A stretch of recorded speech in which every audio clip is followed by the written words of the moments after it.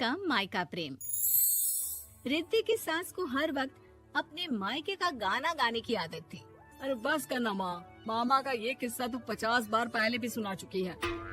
अरे हाँ, तो क्यों ना बताऊं। तेरे चाचा तो उस वक्त हाथ झाड़ कर खड़े हो गए थे।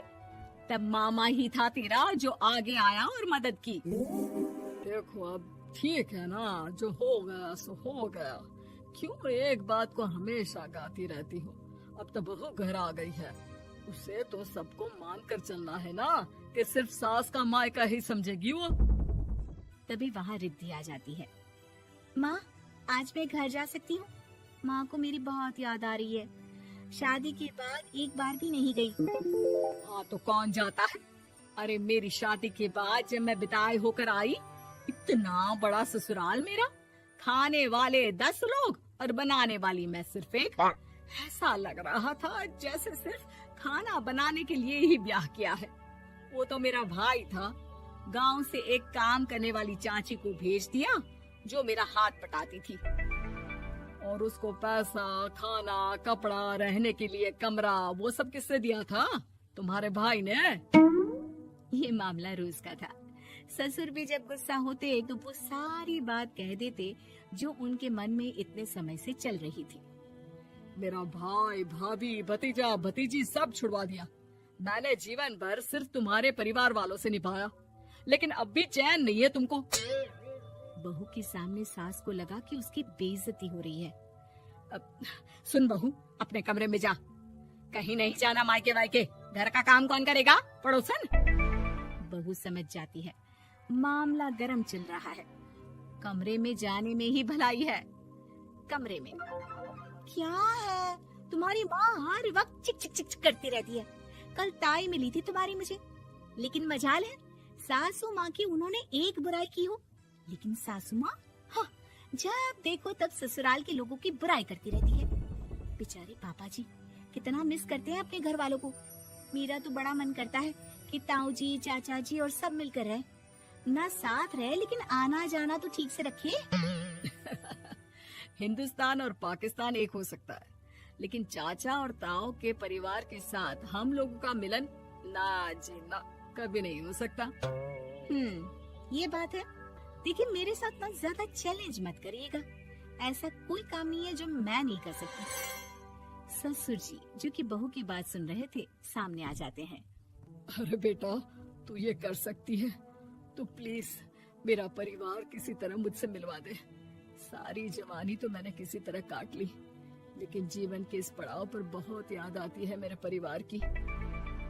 हाँ हाँ पिताजी, आप चिंता मत करिए, बस मेरा साथ देते रहिए आप दोनों। फिर देखिए कैसे माँ जी भी ठीक हो जाएंगी और पूरा परिवार भी एक हो जाएगा। थोड़ी देर बाद बहू सामान लेकर घर से निकल रही होती है कि मना किया था ना तुझे मायके जाने के लिए, फिर क्यों जा रही है? बहू कुछ कहती इससे पहले ही बेटा बोलने लगता है। क्या है माँ, वो घर जा रही है। वैसे भी उसके माता पिता ने मुझे 10 लाख दिए तब जाकर मेरा काम शुरू हो पाया, वरना तूने मेरे लिए किया क्या है? अरे वाह बेटा, बचपन से पढ़ाया लिखाया, तेरे दुख दर्द में जगी, और आज वो लोग तुझे सही लग रहे हैं। और फिर ससुराल में लड़की खुश रहे, ये तो मायके वालों की जीवन भर की जिम्मेदारी रहती है। तो ये तुमको भी तो सोचना था ना। ताऊ जी ने पापा को पढ़ाया लिखाया, जब तुम नहीं आई थी तो पापा के लिए ताई जी ने पापा की माँ की तरह देखभाल की। अब बोलिए। अरे तू कुछ नहीं जानता बेटा, तेरे पापा को सब पता है, तभी वो उन लोगों से वास्ता नहीं रखते। मैं उन लोगों को जानता हूँ, लेकिन मैं तुम्हें नहीं जानता कि तुम्हारे मन के लायक काम नहीं हुआ तो तुम घर की शांति बर्बाद कर दोगी। सास जोर जोर से चिल्लाने लगती है। तभी वहाँ सास का भाई आ जाता है। अरे क्यों आप लोग मेरी बहन को परेशान करते रहते हैं? पहले ये जीजा कम थे, जब बहू भी आ गई। बहन, मैंने तो 30 साल पहले ही बोला था, अपना हिस्सा ले और छोड़ इन लोगों को, चल अपने साथ। बहू समझ जाती है कि मामा ससुर की नजर किस पर है। देखा, तुम लोग मुझे अकेला मत समझना, मेरा भाई खड़ा है आज भी मेरे लिए। बहू मायके जाती है और आते वक्त साथ में नौकरानी ले आती है। अरे बहू, कुछ खाने को दे दे। अरे आंटी, क्यों भाभी को परेशान करती रहती हो? उनके भाई ने मुझे जिम्मेदारी दी है। किसी भी चीज की परेशानी नहीं होनी चाहिए भाभी को। जो चाहिए मुझे बोलने का। आय हाय, बहू के मायके वालों का इतना दखल। ये मेरा घर है, कोई कल का आए इसे पूरा कैप्चर कर ले, ये बर्दाश्त नहीं होगा मुझसे। क्या हो गया सासू माँ? क्यों सुबह सुबह चिल्ला रही हैं? चमेली, ओ चमेली, क्या कहा था मेरे भाई ने तुझे?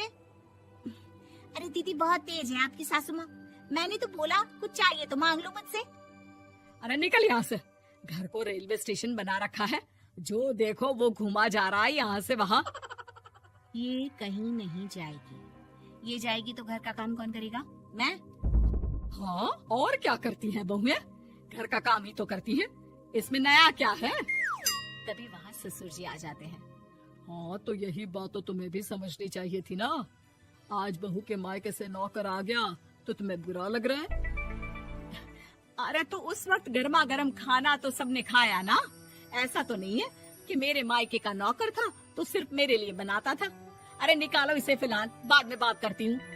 सास का गुस्सा जोर से नौकरानी पर फूटता है। तभी वहाँ बेटा सामान के साथ आकर खड़ा हो जाता है। चलो रिद्धि, तुम ठीक बोलती हो। मेरी माँ को तो हम लोगों की कोई फिक्र है ही नहीं, ये तो सारा दिन सिर्फ अपने बारे में सोचती है। और देखिए, मैं अब से कह रही हूँ कि अब से इस घर की तरफ आपको देखना भी नहीं है। नहीं आना आज के बाद इन लोगों से मिलने। हाँ हाँ, बस कभी कभी दिन में 2 बार मिलने आ जाओ। नहीं, बिल्कुल नहीं। ससुर झूठा नाटक करते हुए। मेरी बीवी ने मुझे मेरे ही परिवार से दूर कर दिया, आज बहू मेरा इकलौता बेटा दूर कर रही है। हाय, कैसे जीऊंगा मैं? वाह, वो भाई जो आपको बेटे की तरह मानता था, उन्हें छोड़ने में तो दुख नहीं हुआ। आज खुद का बेटा छोड़कर जा रहा है तो कैसे जीऊंगा? बड़े आए। अब सास समझ चुकी थी कि उससे गलती क्या हुई है। मुझे माफ कर दे बहू, अब मेरी समझ में आ गया कि अपनों से दूर कर बीवियां पति का भला नहीं बल्कि उन्हें जीवन में अकेला कर रही है। मुझे माफ कर दे, मैं अब सबसे माफी मांग लूंगी। ससुर जी दूर से बहू को थम्स अप दिखाते हैं।